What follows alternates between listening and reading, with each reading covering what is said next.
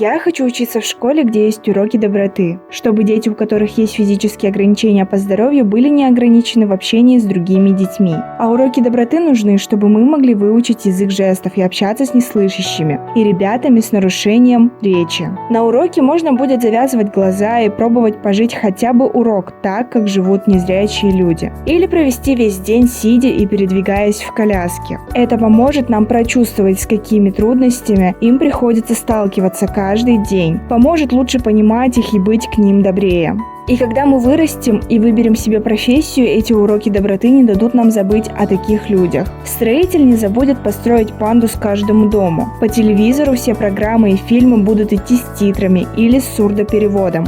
Человеку с инвалидностью не нужно будет искать кнопку для вызова помощи, потому что каждый будет рад помочь ему. Полина Мягкая, 4 В, средняя общеобразовательная школа 21, город Якутск.